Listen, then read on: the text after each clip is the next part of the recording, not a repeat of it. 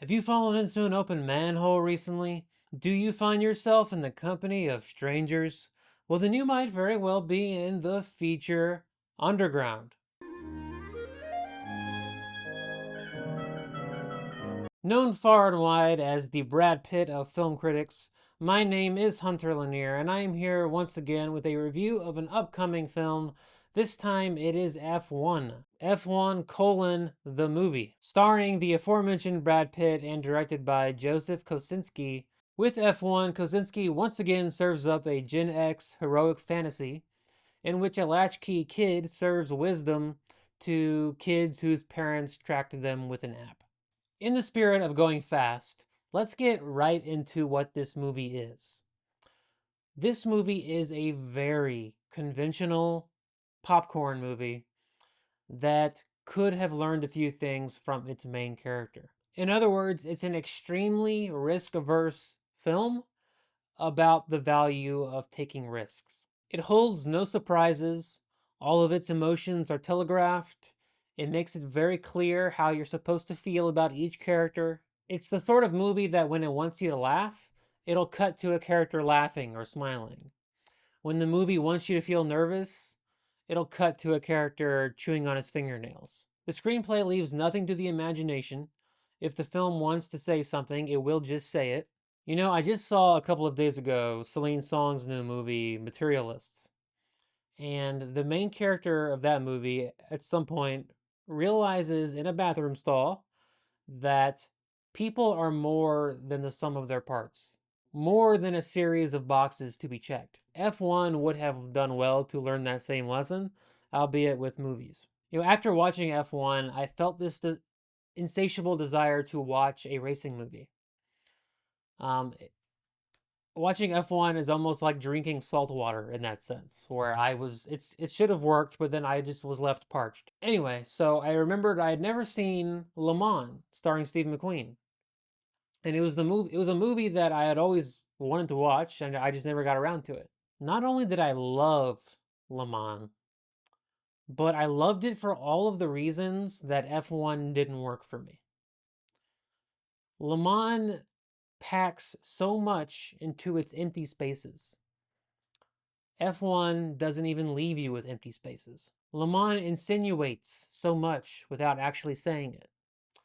F1 just blurts out everything it wants to say. Le Mans forces you to engage with it, to fill in all of those empty spaces left by its iceberg style of storytelling. And all of its character intrigue coexists with Steve McQueen's natural charisma and the thrilling race scenes. You don't engage with a movie like F1. F1 just happens to you. It washes over you like being splashed. It's a one-sided affair. Earlier, I said this was a risk-averse movie about the value of taking risks, but I can also say it is a movie that feels very much of its time, in that it spoon-feeds you information and then very quickly tells you what that information means and how you should feel about it. And yet, it is a movie about an old guy schooling a young guy on the errors of his generation. Do you see the irony there? Now, at the risk of potentially strawmanning a few arguments, you might be thinking at this point, oh, come on, Hunter, relax. It's a summer fun movie. Not everything has to be philosophical and thought-provoking. Just turn off your mind and enjoy it. You're right. Some things can be fun and mindless. I love fun and mindless. I love fun movies. My problem with F1 isn't that it's frivolous. It's that for movies to be fun in a impactful and memorable way, in a way that will stand the test of time and you won't just forget about a week later, they have to feel footloose and have a sense of endless possibilities. They have to take you on a journey that you didn't even know you wanted to go on. F1 is regimented. It checks boxes. It feels focus tested. It feels like a movie that goes on a date with a book in its lap called How to Flirt. It has that feeling of being manufactured. Okay, so I have established F1 is a very safe movie. That's disappointing. But it's not a total bust.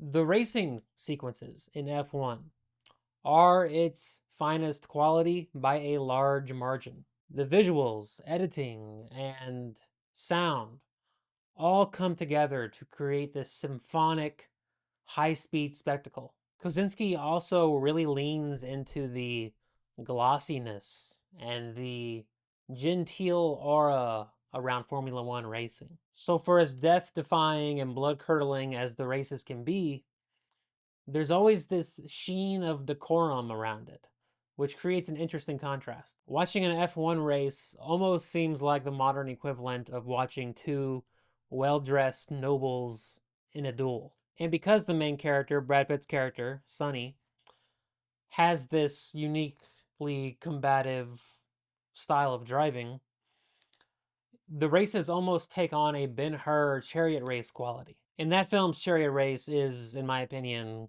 still the gold standard. For as unsubtle as the movie is, I will say I do still sort of like its basic themes. What makes the hero isn't what he does or what he does differently than the foil, but the reasons why he does what he does. And the difference here is seeing money and fame as your primary markers for success rather than living your own life and doing what brings you spiritual fulfillment. I always tell people that I don't plan on retiring because if I'm looking forward to retiring, it means I just spent my entire life doing something that I couldn't wait to stop doing. Another one of the bright spots of this movie is Brad Pitt. Now, as much as I like Brad Pitt, and I do think he has the rare on-screen charisma of a Steve McQueen, the script really does overdo his character. It really goes out of its way to make him a super cool dude. He's got tattoos, he carries around a deck of playing cards, he does pull-ups for breakfast, he drives a classic car. And again, like the rest of the movie, like the rest of the characters, there's no mystery to him, there's nothing to unpack, there's nothing alluring about him beyond the natural charisma that Brad Pitt brings to every movie. One small Easter egg I did notice that made me smile is that in the film there is archival footage of Brad Pitt's character from the 90s. And in this archival footage, Brad Pitt is wearing the very same Champion Auto Parts logo that Cliff Booth is wearing in Once Upon a Time in Hollywood. Well, those are all my thoughts on F1. Now is the time for you to let me know your thoughts on my thoughts. Now that I've talked about the movie a little bit, I'm realizing that my opinions on F1 are very similar to my opinions on another classic racing movie, John Frankenheimer's Grand Prix. That's another movie that disproportionately favors its racing scenes and leaves its story and characters in the melodramatic dust. That movie does have a uniquely fantastic cast, by the way.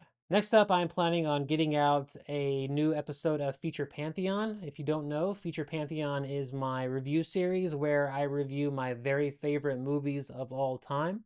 Until that episode is out, why don't you go watch the previous two episodes in which I review Kurosawa's High and Low and Charlie Chaplin's The Circus. I also got an invite to the new Jurassic Park movie, which I believe is next Monday. I also got an invite to Superman, which I think is the Monday after that.